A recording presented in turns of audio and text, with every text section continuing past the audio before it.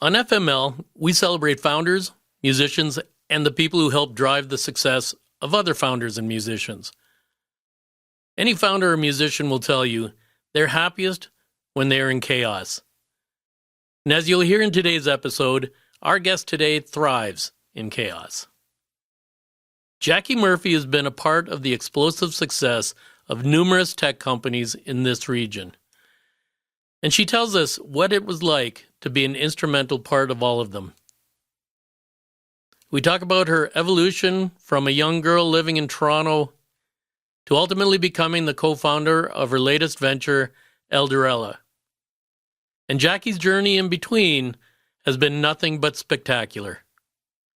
We are so lucky to have Jacqui Murphy join us. So please, grab an Eco coffee, sit back, listen, learn, and enjoy.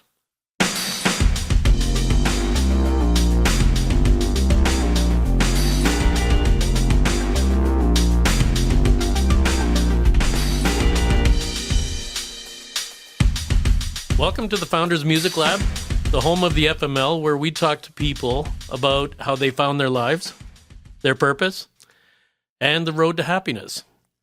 I'm your founder guy, Bill Waters, and I'm joined by music guy, Steve Lehmann. Hey, Bill. Yay! And the coffee guy, Ed Denier. Hola, Bill. Yay! We got to get one of those machines with the noises. Soundboard, yeah. Yeah. Or a clapper. Okay. Then the lights would go off and on. Anyways, so I met today's guest at, I think it was a round table, like a couple decades ago. That's when we first met. And she was about to produce a child. And that child today is a brilliant university grad, an entrepreneur in her own right. So it's obviously in the DNA because our guest today, Jacqui and I gave away the name already. It's in the title. Who cares? So, yeah, Jacqui and I were on this, I think it was an entrepreneur panel, or I don't even know what it was. But I've known Jacqui ever since. She's been involved with so much in this area, in this region. And I've greatly admired her. She's just to give you a little rundown as to what she's done. She was a member of a tech startup called PixStream way back in the day, a company that was acquired by Cisco Systems in one of the largest technology company acquisitions in Canadian history. So she was there. It's pretty amazing. Yeah, I want to talk about that soon, but not yet because there's more. She was a member of the she was also instrumental as a partner with the Waterloo Tech Partners, a local VC firm that helped launch numerous local ventures, very involved with the tech community and helping people live out their dreams. And she was also a key player in the growth, success, and eventual sale of a company called Auvik Networks, a company that was credited as being one of the fastest growing companies in North America by Deloitte in 2019, 2020, and 2021. She is now the co-founder of Elderella, and we'll get into that a little later, a passion venture. And I'm looking forward to hearing about this because I've been through the same thing. And you're getting old. Well, yeah, I might need, my kids might need to be on this too. Yeah. So without further ado, I'd like to welcome my good friend, Jacqui Murphy. Thanks, Bill. Thanks for coming. My pleasure. There. That's the only scripted stuff I have. Everything else is going to be whatever happens. We're going to have fun here. Excellent. And as I did let you know that Ed usually starts these things, and I think you may have, if you listen to some of our, and I know you have, all of them, I'm sure. She already has a scripted answer for me, though. Probably. There's no scripted answer to that question. Explain those notes you have in your hand. Yeah. It's writing on her hands. I would need 20 hands. Yeah. Well, anyway, I will jump in here because usually at this point I I talk about my world. My world is this coffee world that you stepped into to the podcast today. This is kind of my day-to-day, my life. I understand it. I know it. It's part of who I am. It's part of my DNA.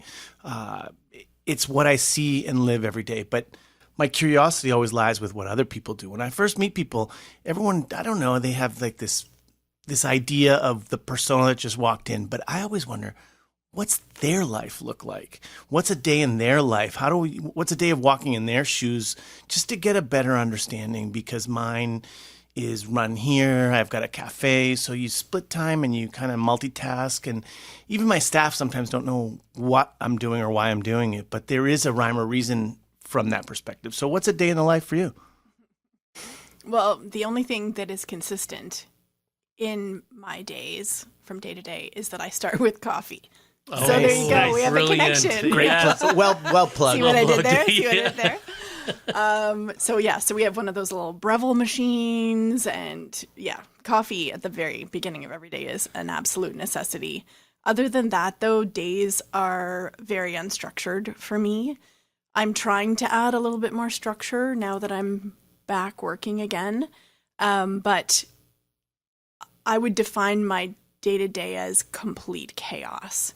And over the years, I have tried to impose structure and ways of managing all of the things that get thrown at me every day, but it's virtually impossible. And I've become very comfortable with total chaos. Mm-hmm. So when I'm not in an environment that's completely chaotic, it's actually quite uncomfortable for me, which is why I've thrown myself back into chaos again. So, and I think that, anybody knew who it wouldn't take you long. Well, I did take a good amount of time off, which What's that, 3 weeks? no. So I took a year and a half off after Auvik, and was definitely needed because that was a real pressure cooker with the growth that we had at that company. So having that year and a half was absolutely wonderful. Then I worked with an Ottawa-based company for about 6 months. And then I took another year because I knew I wanted to do something for myself. Nice. More like what Bill was saying, a passion type project. Mm-hmm. And I really wanted to make sure that I was choosing well, that it was a big enough problem that was going to keep me excited and focused. So in that downtime, are you an empty nester now? Do you have Just pets? Do you have Yes. So you do have a cyclical part of your life that you do deal with, which is you wake up, you have coffee, you take the kid, the pets out or whatever, and so there's that part of it that is pretty normal for us non-normal 9-to-5ers because we're not that. We all have quasi routine. For me, it's once again wake up, have coffee, then start the food process. I still have a 14-year-old split. So when he's here, I have to feed him. And that's being like very consistent or else, school's at a certain time and food's at a certain time. That's so hard. It's so hard. Responsibilities, man. Oh, it's so brutal. Preparing on Sunday, go food shopping. When I don't have them though, I eat when I'm hungry or I don't know. But it's a good, you live a double life, but you do have that part of it. Yeah, I mean, sort of. We are just empty nesters now. And so the last couple of months have been complete chaos because we've been moving our son to college up in Lindsay, Ontario. Oh, nice. We've been moving Jocelyn, our daughter, to Toronto. And she's... That's Sir Sanford Fleming? Yeah, Fleming College. Fleming College, okay. Yeah, doing fish and wildlife. Nice, very cool. Man. And yeah, Joss is now in Toronto. So, that was like 4 trips to Toronto to move her into Toronto. And then at the same time, starting this company. And at the same time, doing the sandwich generation thing, trying to support the older members of my family while also supporting the younger members of my family. And then all of the household stuff and the pet stuff. And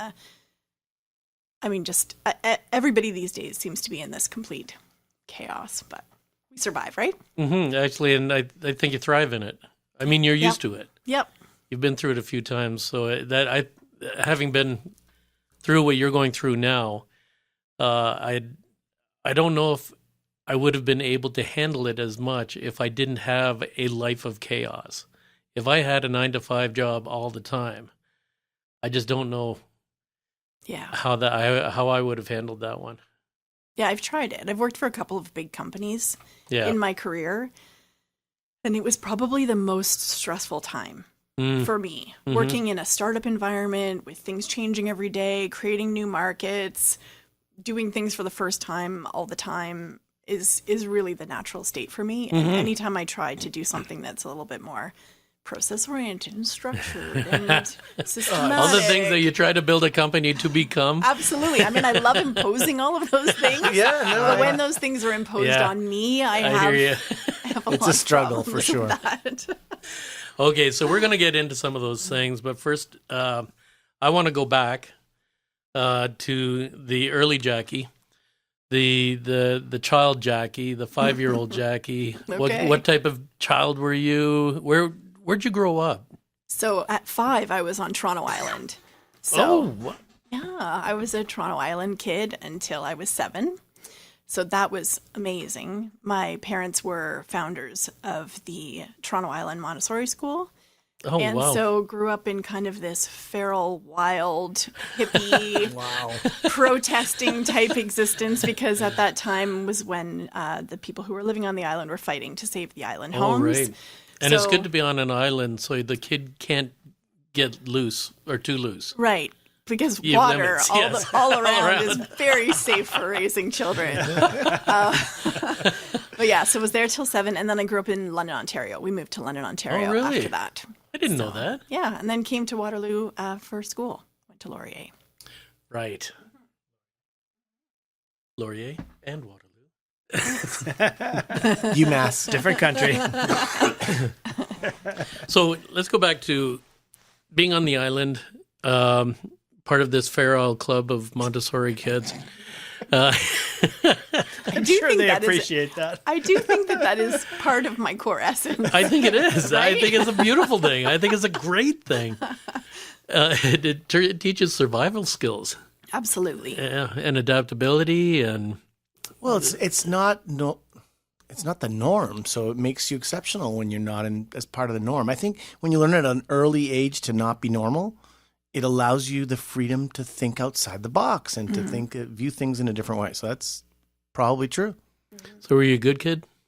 I was a good kid. Yeah. I mean, the parts that people knew about were good. I was always good. Yeah. I So did you get into a bit of trouble, but I was always you're responsible So one, the for sure. Montessori's, you were part of that system. So that's not. It's not really a structured school system. It's not like a. It's- From what I understand. Yeah, I it's may be somewhat getting this structured, wrong. but it's self-directed. A lot of Right. it is self-directed. That's what I meant. So you Yeah. learn all the same concepts, but you learn them in a way that is interesting to you and at your own speed. pace and in your own way. And it's very independent learning. Yeah. Obviously, you've got the teachers there coaching and, And guiding providing the resources and a little bit of structure. But yeah, I mean, I only did it to grade 1. So Mm-hmm. it was essentially kindergarten, grade 1 type learning. So I Right, learned how right. to pour. I learned how to measure things with wooden blocks. Team dynamics, I guess, collaborating with the other kids at the school. But yeah, See, those are things you use today. it is. Yeah. They are all things that I use today. I'm still counting with wooden blocks. Throwing them, and so you went to London, Yep. and was it a job move or a? Yeah, my dad moved us to London for his job. Okay, so you had to leave your friends Yeah, although in Toronto, but by the time you're 7 years old, I was you pretty don't have a young. whole lot of.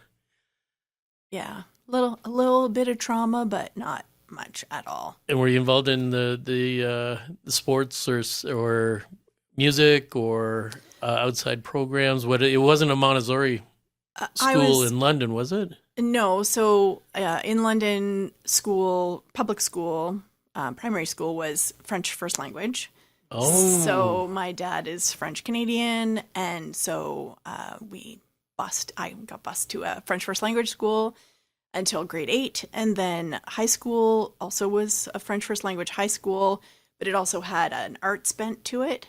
So bilingual, really. So there were English kids there and French kids there, but also a very rich arts program.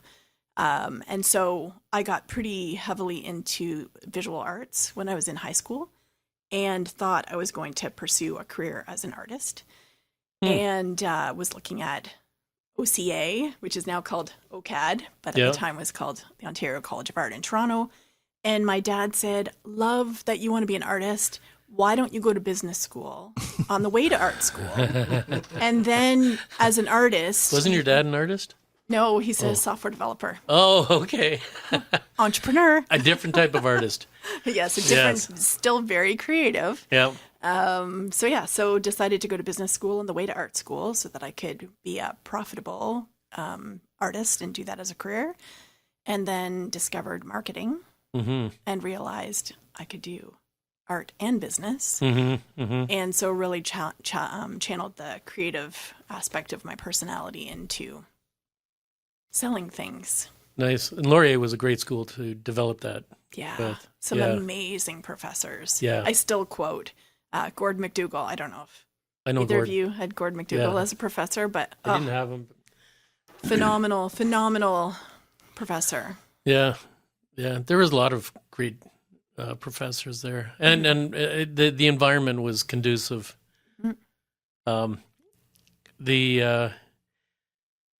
They produced a lot of creative business people. That's where I learned. I took an entrepreneurship course there. Nice. I think that it was the first entrepreneurship program in Canada. So they were sampling it at the time. And that's sort of what got me going. My wife and parents would probably disagree that was a good thing, but I enjoyed it. It's a rocky ride. Did you do that as part of your undergrad, or was that? No, that was a post. Okay. Yeah. Nice. Yeah, it was pretty cool. But that was early days, so they were just making it up as they went. And which is what entrepreneurship somewhat is. Yeah, I think so. That's right. I think that changed when they decided they required all professors to have PhDs. It's hard to find an entrepreneur with a PhD. PhD. Yeah. So In entrepreneurship. In entrepreneurship, yeah. I've always had difficulty with that one because I would go in and talk to some of the classes, and it's like, it's not a structured thing. It's not. I mean, you do have to learn all the essences of business, but it's very much a behavior. Yeah, right? which is the case study method, right? Yes. Learning from case studies is amazing because every single scenario is different and you have to do the problem solving. It's not always clear cut. Yeah, and there's not always a right and wrong answer. That's right. Yeah. So much wrong. gray. Yes. You're allowed to have that in a university? Gray? Yeah, we have a lot of gray now, but that's a different story. So coming out of university then, what was your first move? So I went to the Ivy School of Business and taught in their business program for 2 years out of Laurier, which was kind of scandalous at the time because they were hiring a Laurier grad to teach at the Ivy Business School. So there was a little bit of no kidding controversy. I had to deal with a little bit of school versus school. Yeah, a little bit of interesting conversations. Yeah. So did that for 2 years, and that was amazing. It was such a great experience because it really solidified the knowledge that I had learned at Laurier in the business program, and also refined presentation skills and management skills and social skills and all sorts of things. So it was a great first job. That was out of Toronto? What was that? It was at Western. Oh, yeah. Okay. The Ivy Business School at Western, yeah. And Rotman? Rotman's Toronto. Toronto, right. Yeah, I also went there. I never went there. Yeah, see, that's why I'm getting confused because I saw that. Okay, you get around. Yeah. Sorry. So then your first job then was teaching. First job was teaching, yeah. Why'd you leave that?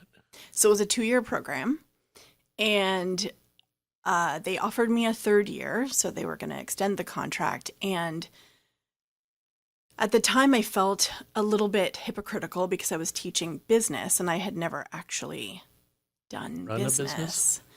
And so I had a little bit of a heart-to-heart with myself and wanted to be truly authentic and get out into the real world. Not that academia is not the real world, but it did feel a little bit artificial for me to be teaching such a practical curriculum without having that experience. So I decided that I wasn't going to take the third year and threw myself into job searching to figure out what was going to be next. And I knew that I wanted to do marketing. And actually, coming out of university, I really wanted to do tech marketing.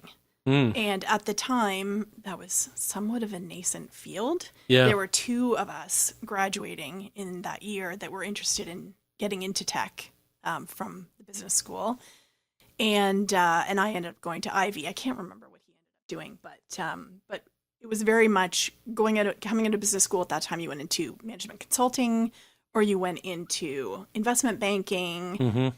You didn't really go into technology company marketing because at that time It wasn't a big thing. It wasn't a big thing. No. Nobody really thought about sales and marketing at that time.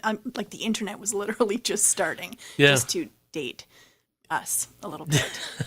And so I'm glad you included me in that. Yeah, I'm looking around the whole Well, I got table my first email address was through the university. Exactly. And I remember Yep. dialing my home computer into the university because they were the yeah. only people that had internet access. At and they what only kind had, of baud rate? 44.1? No, that's audio. I forget what the baud 1200 was when I first started using modems. It was like a 1200 baud modem, and oh my god, it was so slow.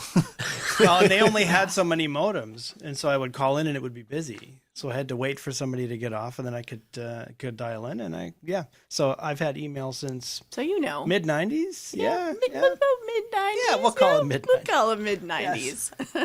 He's the young one here, though. Well, I was there 90 to 94, so would have been in that. I don't remember if it was first year or what have you, but in that range, yeah. And then I always remember Google was founded in '98 because my daughter was born in '98. Okay. So And she's called Google now. Wait, what? Yeah, it's weird, but Sorry, Madeline. Siri answers something. Hey, Google.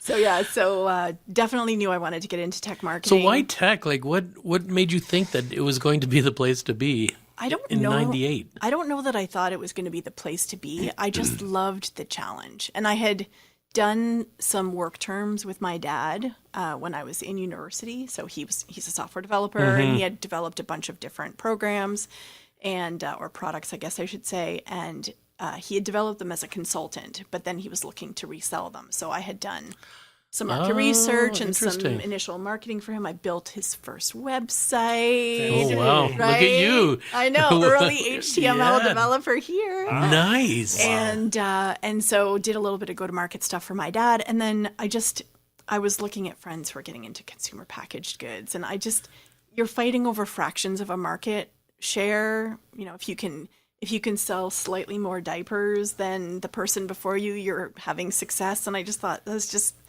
I want to sell something that I don't understand. Right. It has to be really, really hard to keep me interested. And so Diapers didn't do it. diapers, I understood diapers. And so part of my journey in terms of trying to find the next place that I wanted to work was I needed to be at a place with a product that I don't understand in a market that I don't understand, so that I can really get in there, You figure have it no out. preconceived notions. You're starting fresh. Right. Nice. And you can look at it from a perspective of the customer Yeah. who has never seen this before. Yeah. And the markets. Most of the companies that I have worked for, almost all of them, in fact, there was no market Right. for the product that we were selling. So not only did I have to learn the product and the value of the product, but I also had to do a little bit of evangelizing about building the market as well, and working with the team, obviously, that was working to build the concept of the product and teach people the value of a new market category. That's the essentially. exciting thing. I love it. Yeah, no, I love it so much. That's why we connect. Yeah. Yeah. Yeah. That so what was the first company then?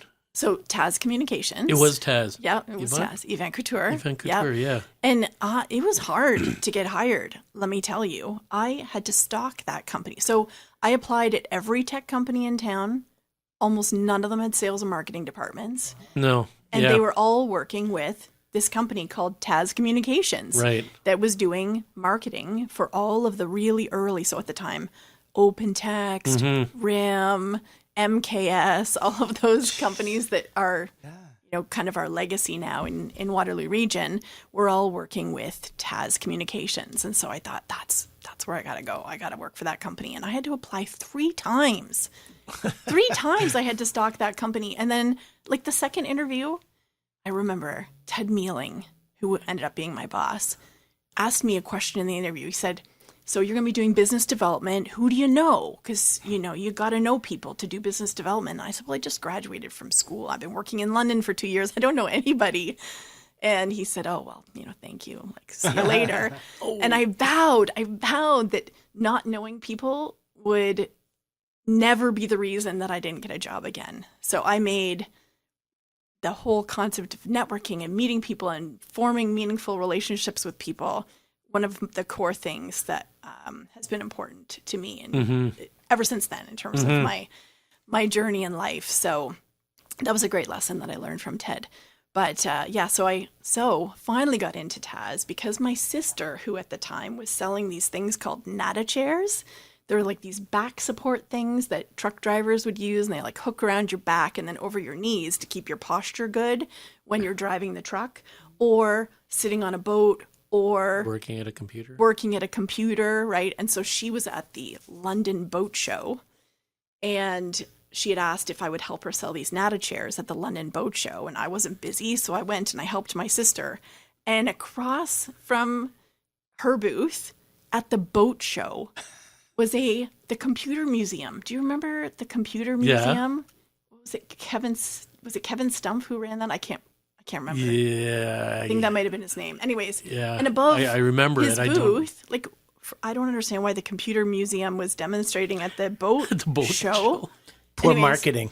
Or great marketing. or great Yeah, marketing. you're standing out. But was sponsored by Taz Communications. So I went over, I introduced myself, and he said, I've been watching you selling these Nata chairs all weekend. You got to meet Yvonne Couture. Oh my God. So he ended up introducing me to Yvonne. I ended up getting a job at Taz. And then I met all sorts of people for the couple of years that I was working at Taz. And then that set me up for... I used to love doing shows Yeah. because of the people that you'd meet. Oh, yeah. And the connections, the networking. And, Yep. Nothing like face-to-face. Yeah, exactly. Yeah, that's coming around again. Yep. Really? That lady, I know. thought we the should Zoom do world was the I best. thought podcasts were the best. Zoom podcast. Zoom podcast. Yeah. Ultimate, No, I did one. we did. I did one of those. unfortunately. But it was a good one. Ed hated it.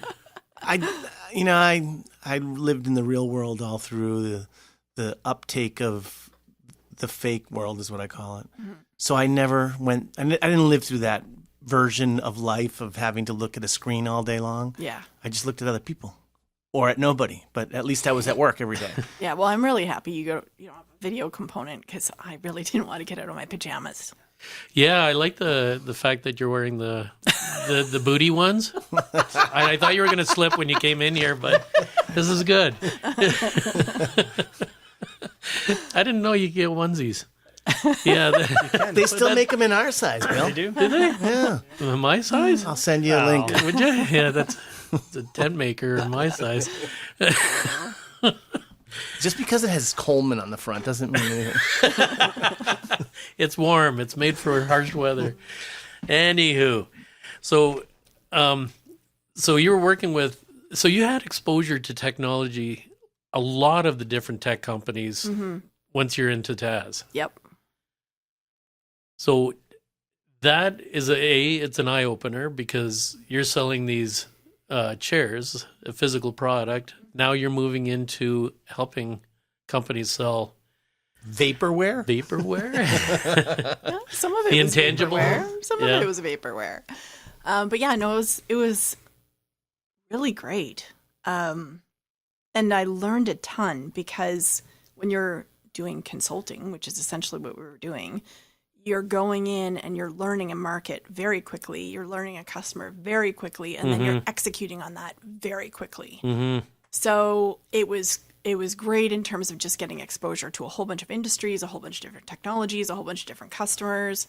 And But you're dealing with techies who know nothing about marketing.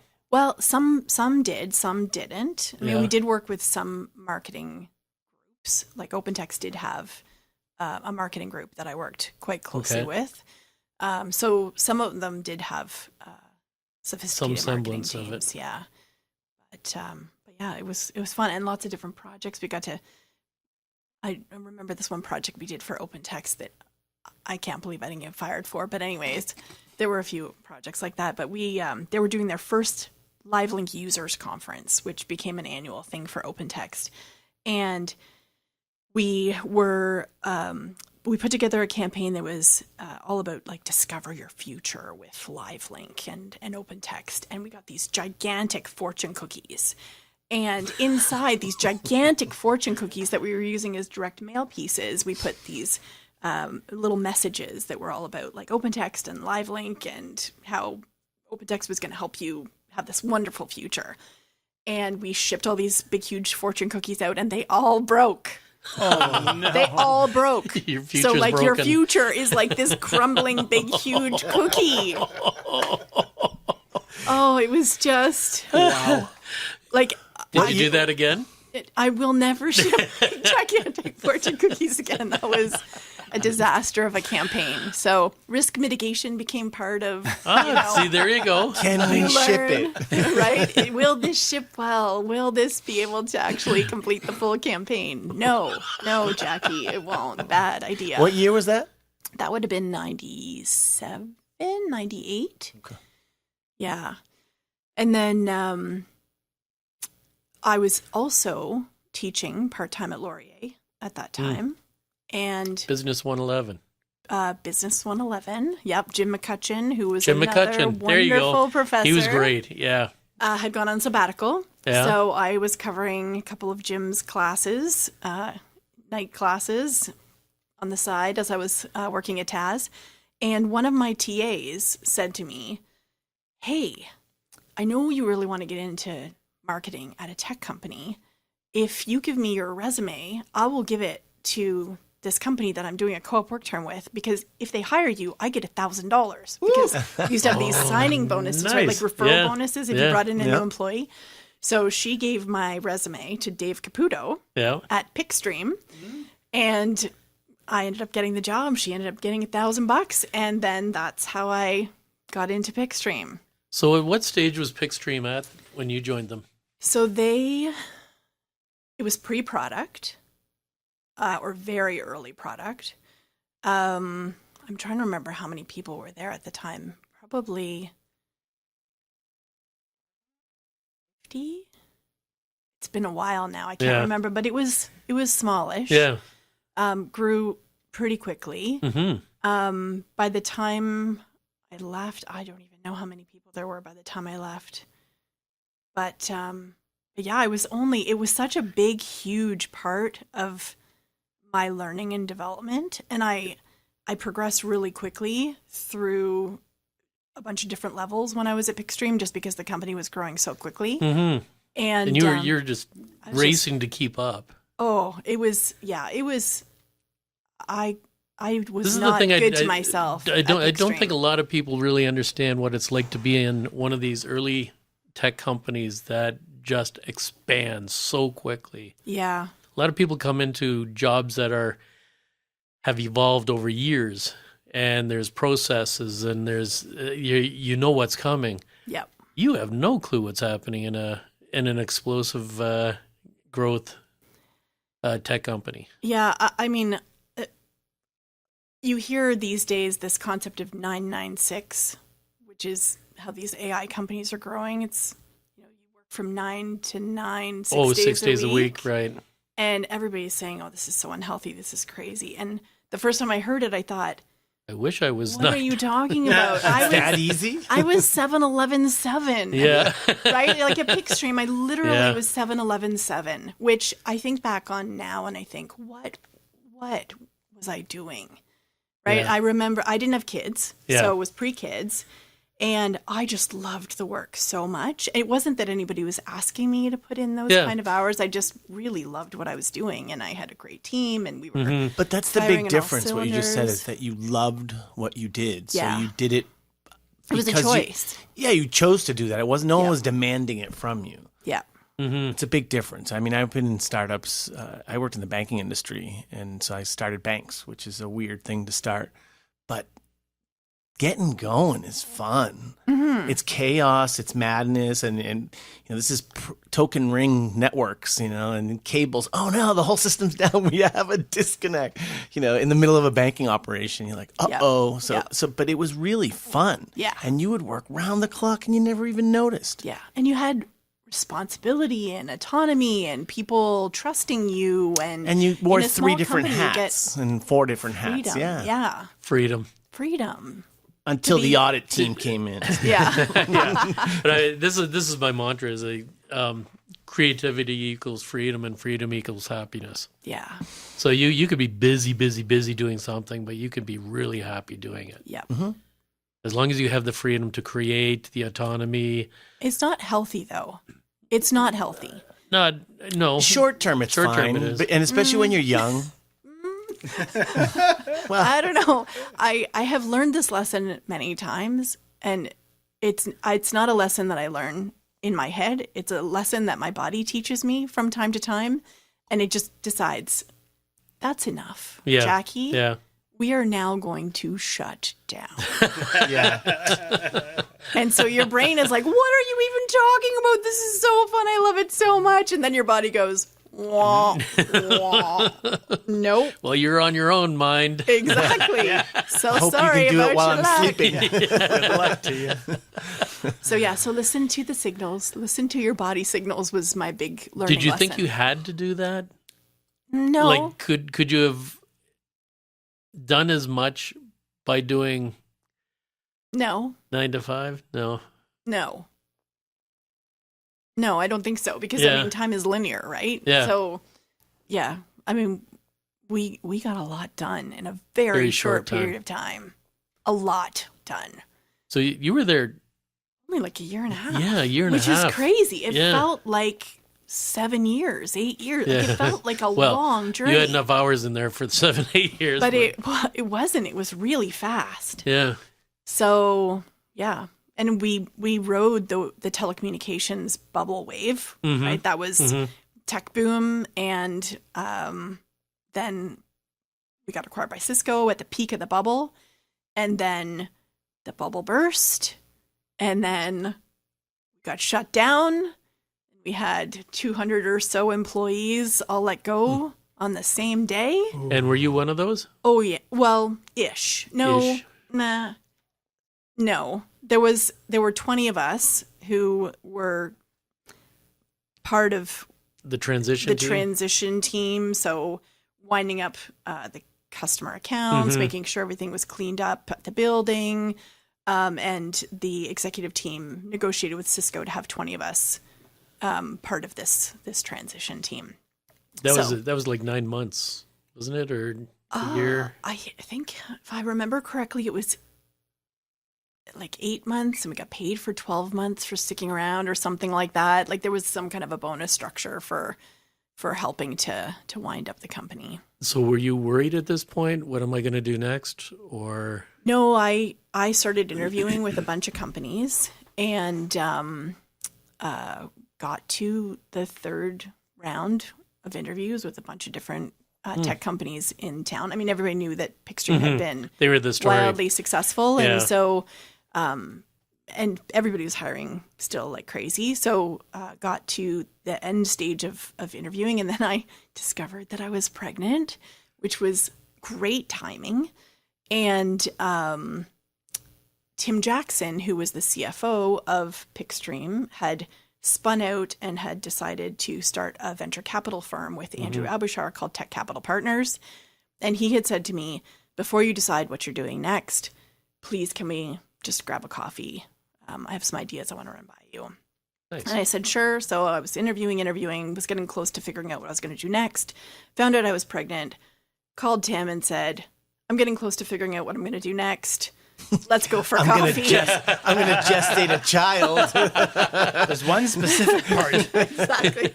So I walked into the coffee shop and I said, wait, before you say anything, I need to let you know that I'm pregnant. And he said, that is so awesome. Let me tell you about this job that I have for you. And he outlined the most amazing, beautiful job, which was being the third leg of the stool and helping the portfolio companies that they were investing in with their go-to-market strategy and essentially being boots on the ground at these companies. So they'd make an investment. I would go in, do some sales and marketing, help bring on some early awesome. sales and marketing people, and then go back into tech capital. And I was like, wow, that's awesome. Showed up at work the next day, still working for Cisco at the time. And on my desk was this present from Tim and Andrew. And I opened it, and it was a book on mother and child care. And I thought to myself, if I don't go work for these guys, I'm an idiot. Yeah. Right? Like, they get where I'm at, Yeah. and they're so supportive of this next phase of my journey without even knowing what I'm this not is going to look surprised. like for me. I didn't know Andrew well, but I know Tim Yeah. a little better. And Good people. Oh yeah. Good Absolutely. people. Incredible people. That whole company, like PixStream Collective, that team Mhm. was unheard of. I mean, Yeah. you try as an entrepreneur, as a startup, to surround yourself with the right people. Mhm. It's impossible. It really, it can't be impossible because it happened. But there's a lot of good chance and luck that happens. And all too often, I've seen these tech companies, mine included, bring in people that just were not. They basically destroyed these companies. And so unfortunately it happens way too much. But if you can get part of a team that works really well together, understands each other, has compassion for each other, has passion for the work that they're doing, you hang on to that for as long as you can. Yeah. So you were with them for 8-9 years? Tech 10 Capital? 10 years? 10 years with Tech Capital. Yeah. Yeah. So 2 babies Yeah? and 10 years. Yeah. It was a great ride. Mm-hmm. And it almost killed me. Again. Again. Because now you have 2 babies and Right? Yeah, there's a theme. There's a and a theme. whole bunch of fledgling startup Startups. companies. Yep. Yeah. So you multiplied yourself times all those companies plus 2 kids. Yeah. Although, I mean, what killed me, I think, was so wonderful work environment, great colleagues, absolutely loved working at Tech Capital. I just don't know that I am meant to be a venture capital investor in my heart. Mm.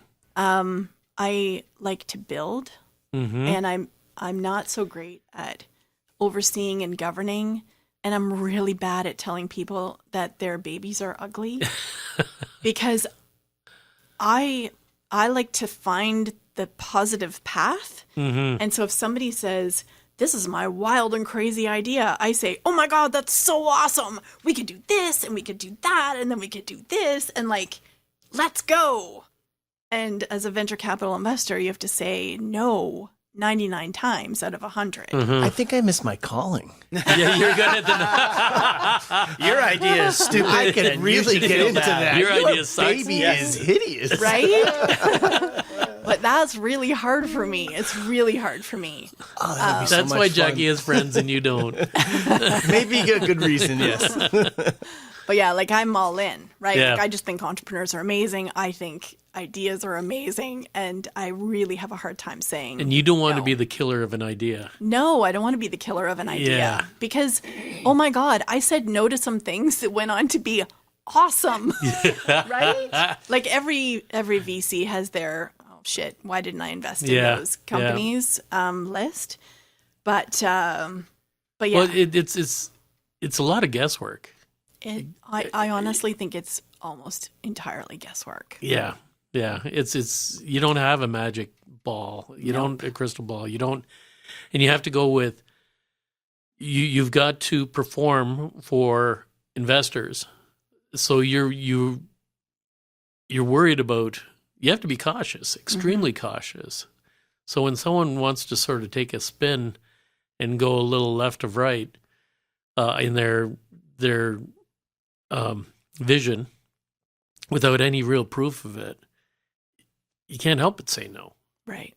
Yeah. And yeah, it's a tough one. I've always, as an entrepreneur and as a founder, the whole world of getting a VC, I think in the early days I would have loved to. I in my mind I wanted to, but then as I've gotten older, I've come to realize that the VCs march under a different beat.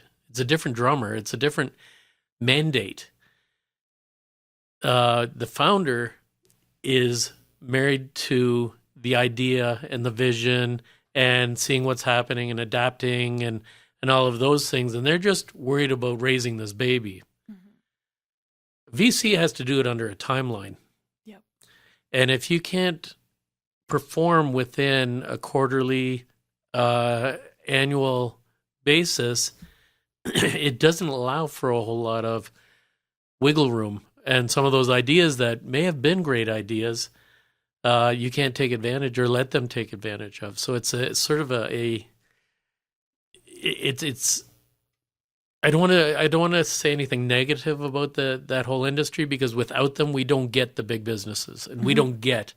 So there's that fine line between being creative and building something, and then being responsible and generating predictable returns. And there are definitely some huge benefits that you can get by working with VCs, right? Right. Like access to Connections. market, Yeah. connections, access to capital to be able to grow even quicker. You get to benchmark against other companies that are also growing quickly. You get to network with other companies in their portfolio and build connections with people who are doing jobs that are similar to your jobs in Right. those companies. There's a lot of knowledge sharing. There's a lot of wisdom that's kind of passed on. So yeah, resources, because you can pool your different resources together to do things collaboratively with other portfolio companies. Like there's a lot of benefit to choosing that path for sure. But it is, as you said, it's a different path. It's a different way of building. And you do, as a founder, you should choose it consciously. Right? You should know what you're choosing, and you should choose it consciously. Because it just changes your trajectory a little bit. The challenge for a founder or an entrepreneur is that if they've never done it before, it's hard to make that decision. Yeah. You don't because you don't have that experience to draw from. Right. And I know we're talking about an industry that's sort of foreign to a lot of people. The tech industry is very much driven by that engine.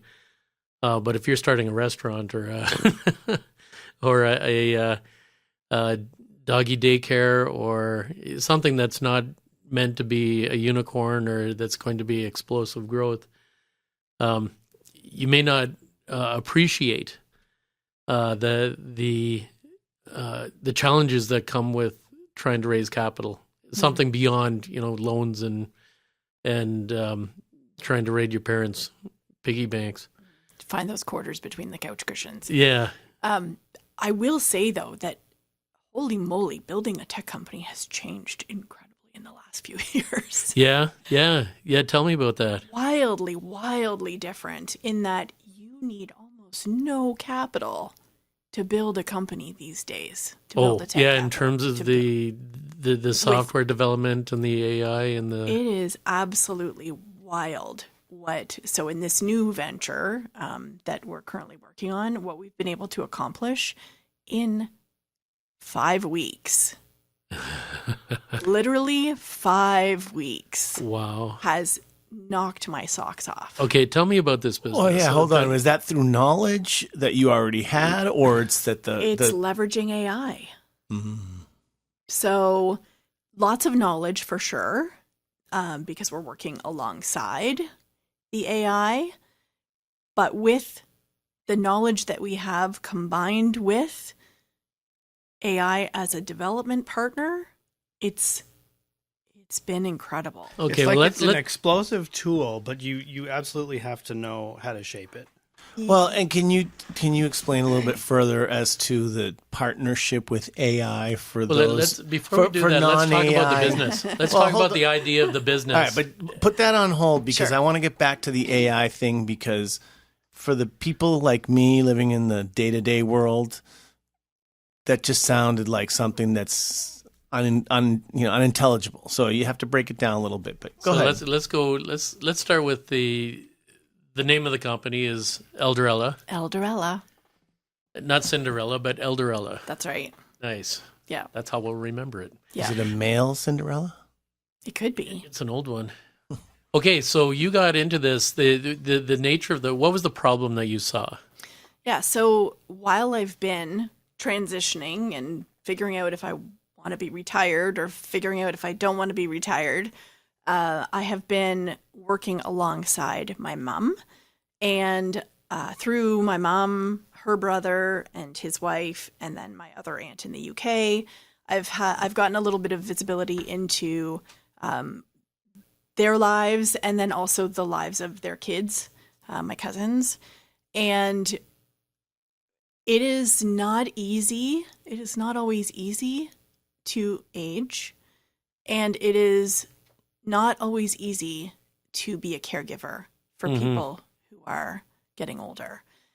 And it's not the true parts of the care that are the burden, right? Like you love going to see your parents, you love doing things for your parents, but there is so much that gets in the way of that. Mm-hmm. And you end up spinning in circles trying to navigate these systems that are just like impossible to navigate. And I'm not just talking about the healthcare system. I'm talking about healthcare and housing and grocery delivery, communications, right? And the skills are changing over time. Mobility is changing over time. Eyesight is changing over time. Like there are so many things that are changing, and it's really challenging for them to navigate, and it's also really challenging for caregivers to navigate.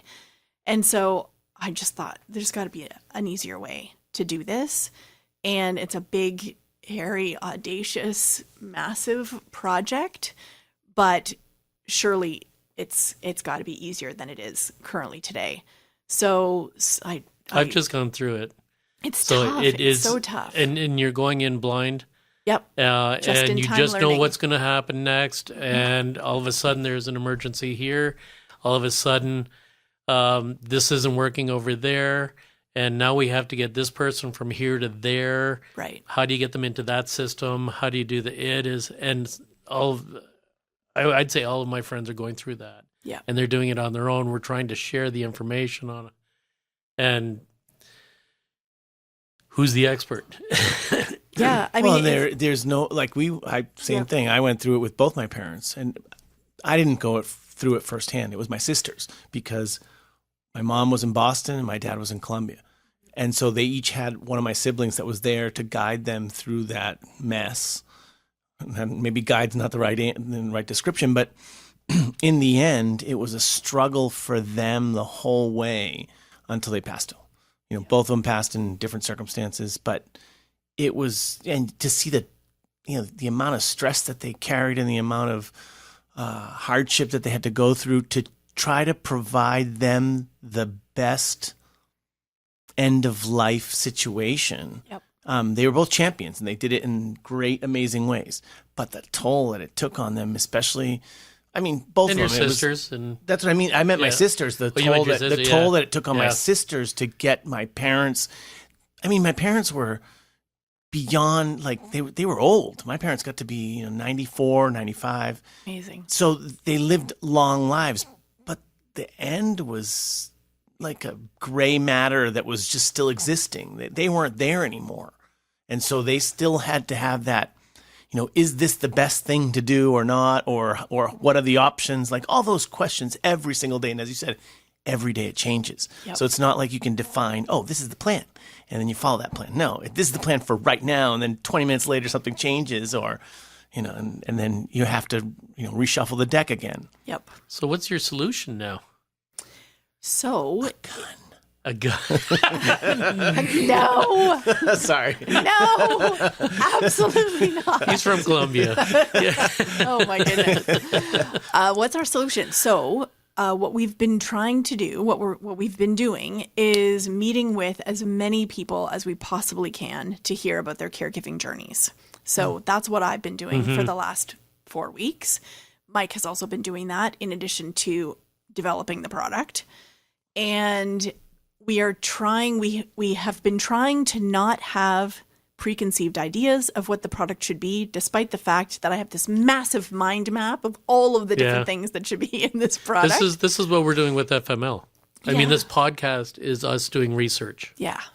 And I'm guaranteed we're going to keep doing the podcast after we get something going, but we don't want to define it. So just back to yours. So It's listening, right? It's listening. We're listening, we're learning, we're really trying to understand the caregiver, the primary family caregiver. And you're targeting Canada or North America at this point? We are targeting anybody who is a caregiver to an elder. Wow, that's amazing. So because it's software, it's web-based software, it can really go anywhere. And with AI, it can be in any language. Yeah. So now we can talk about your AI, Ed. I think we're all Nice we're segue. all really Yeah. we so talk there- about this all the time. Yeah. There are different cultural nuances, obviously, but you can ask the AI, what is the cultural nuance? Yeah. Right? So if we are going to introduce this into this market, what should we be sensitive about? What should we be thinking about? And you can then incorporate that into the product as well. So it just gives you this whole other layer of intelligence that you can build into your product without having to have a massive team with people all over the world to give you those kind of insights. So as of right now, the product looks like it's going to be a care coordination system. So almost like an operating system for providing care to your family members as the primary caregiver. And there are a whole bunch of pieces that go into that. One of those pieces is the concept of knowledge, right? So as a primary caregiver, you hold a lot of knowledge about caring for your parent. And The medications, the timing, Everything. the Appointments, bank, the the fact that they like appointments. coffee with cream and sugar in the Yeah, morning, right? right. Like it's all sorts of very detailed information that you have learned over time by working with your parent and helping them out. One of the big challenges in that area is to counterindications, because you get the specialist says, this specialist says do this one says do that, this one says do that, and they're all counterindicative of what to do. And now you're like, Yeah. which one do I follow? That's right. Yeah. And it just weighs on their minds of what's the right thing, what's the the best best of all of those things, because each one's specialized. So it's amazing that you can pool those resources into one directive. That'd be And our communication systems, like if we're going to talk from a healthcare perspective, they're not connected. No, they're not. not at all. The onus, and if this is a message to all of your listeners out there, the onus is on all of us to be responsible for our own healthcare knowledge, Right. right? So you need to know what medications you are taking. You need to know what your symptoms are. You need to know what your conditions are. You need to be able to clearly communicate those things to every single person that you come across in the healthcare system and beyond. Like we need to own our own information, because the sharing is just not happening, and it can be pretty critical information. There's also a challenge in I mean, you can gather your own information, but acquiring or accessing information from professionals with the privacy issues or with the ego issues. These are things that I ran into all the time. It's getting a little bit easier to access that information. So, for example, you can sign up for Life Labs. Yes. And you can get your Yeah. blood work results directly. Right, and you There's can get your X-rays. Yeah, you but can there are all get- these individual things. Right, but it doesn't matter if you can find a way to cobble it all together, maybe by using something like Elderella. What? You can then bring that with you. Right. Or if you're the primary caregiver, often because you have all of the information, it's too difficult to delegate to somebody else. Mm-hmm. And so you just say to yourself, you know what, I'm just going to do it myself because it's easier for me to just do it. And you might have 8 siblings, Right. but because you're the one that's been doing most of the care, all of the care ends up falling to you because it's just easier for you to do it yourself. Mm-hmm. And then you get completely burnt out. Like caregiver burnout is a real thing. Whereas if we can build something that has the knowledge of the caregiver embedded in it, oh no, you're stuck in traffic, you can't actually make it to the doctor's appointment. Can you step in and take mom to the doctor's appointment? Oh, by the way, just go into this system. All the information for the doctor's appointment is there, including the name of the doctor, where the doctor is located, Yeah. the time of the appointment. Oh, it's priceless. Right, That's all of the perfect. information Yeah. that you need to provide to the doctor, right? So that's So just, you have a primary authent, and then you go with secondary and tertiary, or you just give different. well, ideally you have a whole posse of Yeah. caregivers that are helping. Yeah, In Right? any It's a team. dimension. Yeah. yeah, That's that's amazing. brilliant. Yeah, it is Yeah. really interesting. And then there's the whole coordination piece, Yeah. right? So once you have a whole bunch of people who are there and helping, It's how do assigning you tasks. coordinate? How do you, first of all, what's the plan? Yeah, How do you break that apart? How do you then figure out who's going to do what? How do you then delegate? I mean, we've all known somebody who's been sick and needed help. And we always say, if there's anything that I can do for you, please let me know. And we truly, genuinely mean that. But then the onus goes to the caregiver yeah, To decide think, they need help. Yeah. right? I need help this way. Oh my God, there's so much involved in even getting them to help. I'm just going to do it myself. Yes. right. And that is what we're trying to solve for. Yeah, So that's and it's, it's a huge issue, and given the transition, the boomer to X gen, yep. it's timely. Yeah. It's very timely. Well, baby boomers are just starting to hit 80, Yeah. right? And So then there's does 20 years of baby Do you have all the boomers to come. financial side on there, bank accounts? So we have nothing really Yeah, yet. but it's still evolving. Is it in your mind map up there? It's in the mind map. I'm pointing up for all you audio listeners. I'm pointing up above your head. Yeah. I mean, if I could blink and have everything, none of us Well, you're would ever 5 have weeks to in. think ever again, right? Like it would just be. But there's still thinking. There's still structure. There's still.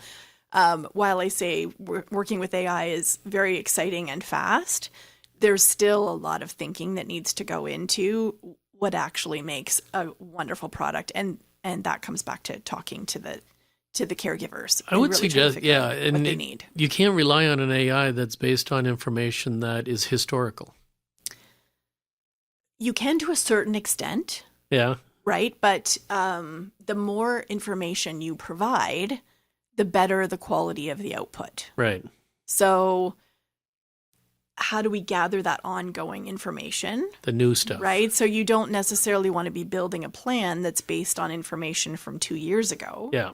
You want to know what's been going on and then update the plan based on all the things that are going on. Mm-hmm. So how do you capture that information? How do you feed that information? How do you incorporate it into the plan? How does that then update? So there's so many moving parts. Like I don't think pre-AI, this system would have ever been able to be built. And you'll see there are a lot of piecemeal type solutions, like there's shared family calendars, there's texting, there's WhatsApp groups. right? There's WhatsApp family groups. Yeah. Some families have set up a family email address so that anything relating to their parents' care goes to the family email address so that everybody gets a copy. Right. They don't have to remember the 8 different siblings. And caregivers and. Mm-hmm. So there are a lot of workarounds that people have done, but I do think that this is the time to build something like this. Oh, I think you're right. Really exciting. That is exciting. That is exciting.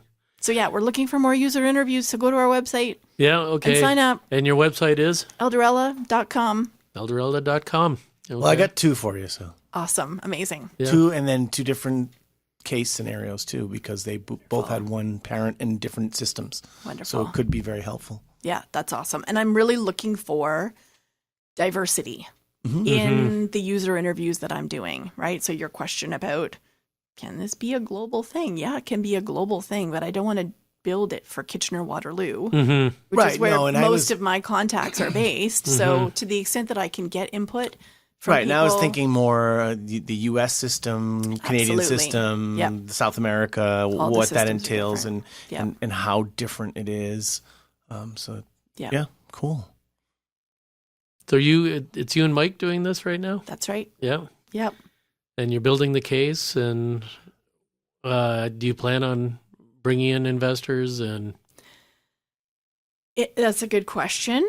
I don't know that we're there yet in terms of making that decision. Right now, we're bootstrapping. yeah, And we can, because I think we have spent, including startup legal fees, a total of maybe $5,000. yeah, nice. So very low capital to get started, and very low capital to get to product market fit, right? Where we actually know that people want the product, and we're starting to see people signing up for it. So I think if we were to take capital, we would only do so to really scale quickly. Have it at its ready state Yeah, or that you could just launch from there.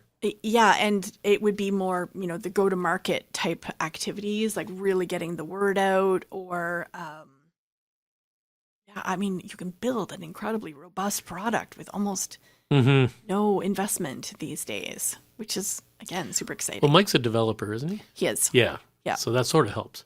It definitely helps. Sort of. I would not be able to do this without a technical co-founder. So you need a technical co-founder, but you don't need 10 technicians. Well, we might. Down the road you might, Yeah. but you can build this. We can get it to a really good point, I think, just with the two of us. Yeah. But yeah, absolutely. We've certainly talked about it. And we want to do things like invest in co-op students, right? This next generation of people who are graduating, who need experience, need guidance, need real practical knowledge in order to become big contributors to our communities. And so we absolutely want to do things like bring in co-op students and people who are early in their careers and help to grow that next wave. That's exciting. Yeah, bright young exciting. minds Yeah. are fun to be around too. Absolutely. So creative Yes. and smart. And not limited by, or they're not toggled by parameters that we may have been toggled by. Absolutely. Or limitations, whether it be, incompatibilities or lack of resource or lack of power to do things. I still want to go back to the AI thing though, because I think you have enough knowledge to be able to bring this down to, terms that others will understand who listen to this, because we do have a lot of musicians and they're not AI specialists. No, but we're going to get But Greg Haney in but here when you too. talk about AI implementations and And you're McGann using McCoys. AI tools, Right. and you're like that's you read about this everywhere. You see it, you read it. It's always AI this, AI that. What does that really mean? You're using AI to program. You're using a particular AI type that will provide you compilation capacity or innovation capacity, or it's all of the above. Like we Yes. talk about AI as this giant bucket. Oh, AI help me. Yeah. Well, I look on, anything and says, well, use AI to make this decision. Right. And I always wonder, well, what the hell is that AI that they're talking about? Because I'm trying to buy, shoes. What is the AI? Why do I need AI for shoes? So, but it's kind of a little bit of a description of what you're using to be able to build this without all that resource that was needed before. Right. So in terms of actually building the product, you might want to get Mike on the podcast because he can get into the nitty gritty of the product development side of things. But I can give you some examples. So if you're looking at the LLMs, for example, that's where you would go and you would say, hey, help me do research to figure out what pair of shoes I should buy. Or can you identify all of the long-term care facilities in the Kitchener-Waterloo region, right? And so we're able to go and access big, huge sources of data and sift and sort and extract and present information that wouldn't have been easy to sift and sort and present in the past, right? So that's one piece. Then there's the whole machine learning piece, right? Where it's, you want to take a care plan and you want to break it into tasks, and then you want to optimize the allocation of tasks to the people who fit these certain criteria and do this whole like figuring out of how that's going to work. And then you can build AI agents who do the actual scheduling. So they actually fill the role of a scheduler. They would say, okay, this is the task we want to assign to this person. I'm going to go back and forth. I'm going to figure out, you know, hey, I'm going to send a message. Hey, can you take mom to the doctor on Tuesday? Yes, you can. Okay, cool. And now I'm going to like book it in the calendar, and I'm going to blah, blah, blah. I'm going to send the reminders, and I'm going to do all of the stuff that would have been manual for the family caregiver in the past. You can actually create a little job there and have a little AI agent do that work for you. We also have AI agents building like competitive analysis for us, right? So they go out, they look at people who are doing things in similar spaces to us. They run their website against our strategy document, and they say, okay, here's where you're similar, here's where you're different, your differentiators that you should be talking about, here's things to look out for, right? And so it just gives us a little bit of extra intelligence when building the company. So really, you can inject it into almost every single thing that you do, and it just levels up. Like it just... Yeah, it increases efficiencies and all that. See, but that's kind of where it was that kind of description that most people that are in the need don't know what that means and how it's going to help them. But That's by right. examples and showcasing some of the components that could be part of this solution, Yeah. caregivers really need these things, and they can also give you the feedback for why they need them. Yeah. But they have to understand what it is that you're looking for, in a sense. And guess what? Humans are a scarce resource in this area. There are not enough caregivers. There are not enough people in our healthcare system. So Yeah, how do common we, theme. right? So how do we, this is an area where I think AI is Especially actually when they're good, trying to keep right? seniors at home. Well, I mean, that's the because there's mandate. capacity, Yeah. right? Capacity issues. There isn't enough housing, Right. right? And so how do we use AI in a positive way to inject capacity into our systems so that we're not getting caregiver burnout, so that we're not getting Right. medical staff burnout, right? Let's take all of the menial tasks off of their plates so that they can really focus in on the work that is super important, that they enjoy doing, right? They don't enjoy manual data entry. They No. enjoy having conversations with people about how they can, get them resources and get them home and healthy. Right. So, Or save. yeah. Well, and to 'Cause a lot of these understand, cases, too, it's just end of life. it's understanding of what you're being told, and also if you have the capacity to capture the things that specialists say and Yep. do and indicate, and you're like, Oh, yeah. Broken telephone is Yeah. a real Oh, issue. exactly. right. So Yeah, if you have the yeah, ability yeah. to glean what was said by that specialist, Yep. but then to filter it so that the rest of the caregivers understand what that topic was about and why, and in layman's terms explain it to everybody else. I mean, that regurgitation of proper information is huge. Are you thinking of the specialists getting involved in these Maybe. Down the road. systems so they could just speak into something and it would transcribe it and put it into the system so that it's understandable and We're trying relatable. we're trying to keep it as flexible as possible so that anybody can use it for just- anything. I just know I've worked on a consultant on other health initiatives that relied very heavily on large institutions and organizations, and it just didn't work. Yeah. This is sort of coming at it from the other way, from the caregiver perspective, and hopefully inviting Right. an industry that is so used to Top down. top down. Well, Yeah. I mean, the interesting thing is, so we hear a lot about all the administration that doctors have to do, right? There's a lot of time that doctors are spending right now on paperwork and administration. There's also a lot of administration and paperwork that's happening on the caregiver side of things. And if you miss a doctor's appointment because you didn't put it in the calendar as a caregiver, Right. that is like in our system with scarce resources, right? Like, Yeah. good luck getting another doctor's Yeah. appointment, Yeah. Yeah. right? And so if we can meet the doctors halfway and at least get people showing up to their appointments and bringing the information with them, that is necessary to have a really good, productive appointment, right? The onus needs to be partially on us as well. Yes. Right? Yep. In our current reality, if we can come prepared, it makes the job for the doctor so much better, so much more efficient. They have the information that they need in order to actually be able to provide the care that they're able to provide. Right? And so I'm really hoping that we can make a bit of a difference. Yeah. Across some divides there. That was our biggest problem, was getting information from one specialist to another, having all the information, having to fill out things over and over and over again. Yeah. And then their schedules not being up to date. It was there, and just them racing through because they have to meet 20 patients a day. So they only have 10 minutes to spend with you. And if that 10 minutes is spent trying to retrieve data as opposed to come up with an assessment, critical, absolutely critical. I love what you're doing. This is great. It's super This exciting. is fun. We're gonna follow you, Okay. and maybe we'll get an update in the future. See Sounds where you're awesome. at, and maybe we'll Hopefully- get you and Mike on. Hopefully we'll be in a really good place, Yeah, us making a too. big difference. So This is a really good place, Ed. Yeah. I will say just one more thing on the AI thing.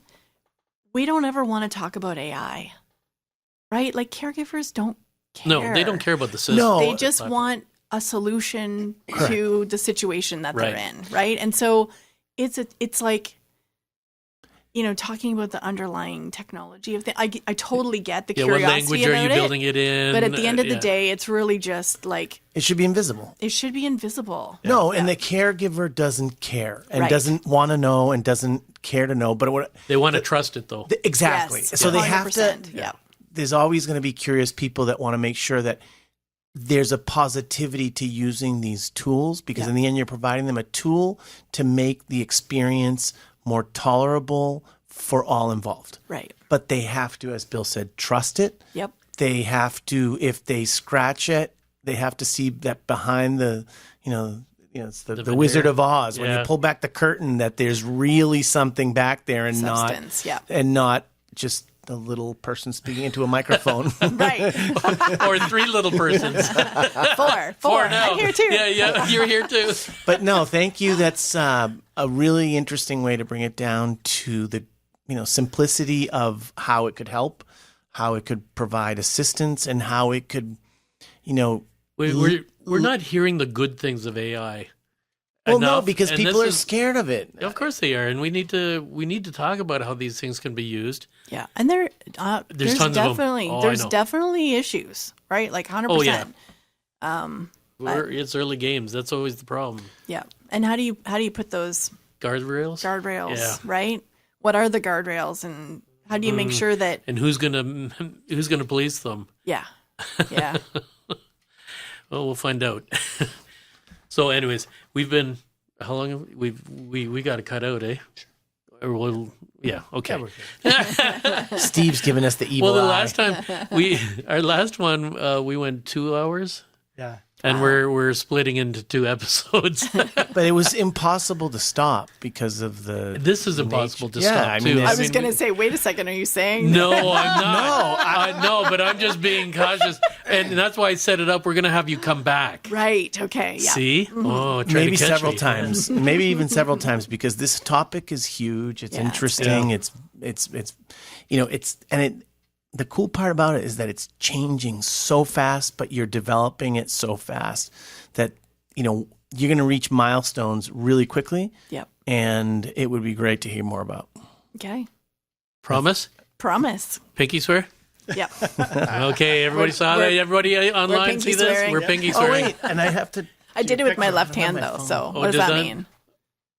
Are you left-handed? No, I just I had stuff. Yeah, Does it still count? I am sure. Yeah, Okay. it does. Yeah, it counts. Where's Ed going? Getting his camera. Oh yeah, we need a picture. Oh, okay. Yeah. His one job, he forgets every time. And we can even record this. that we're taking the picture? Taking it live, yeah. Yeah. All right. The one job. There it is. Okay. That one? Oh my God, my arm's not. Get it? Yeah, I got it. Very good. I'm always so close though. Need longer arms. You do. No, I want one of Jacqui just like right in front of the. Yes. Yeah, because should we. I be like mid talking? Should I Yes, pretend I'm talking? pretend you're talking. Yeah, we so could talk It's an about the action pinky shot. swear thing A really and seeing funny if it's really. facial expression. Oh, please! Oh, that'd be. Like, Oh, that's a good one. Yeah, that's going on. Yeah, and we have your permission to use it. Excellent. Thank you. Is the whole progression serious to? great. Yeah, we're gonna use that one. Oh no, please don't. We'll be nice. I promise. Jacqui, so thank you so much. Thank you, pleasure. thank you for being a friend. Thanks for being curious. Oh yeah, absolutely, and thanks for having something to be curious about. Thanks. All right, well, say hi to your daughter. I will. She's a sweetheart too. And we will talk to you again very soon. Fabulous. All right, thanks, Jacqui. Thank you. Welcome.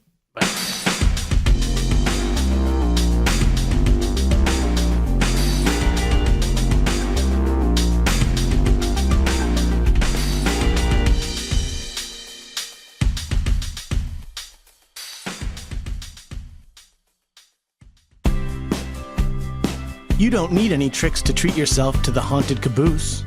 Possessed by a full body with notes of creepy cacao, phantom peanut, and twilight toffee, it's bound to keep you up at night. Don't let it scare you away from trying our haunted caboose blend. Eco Coffee, being good, do good with a smile.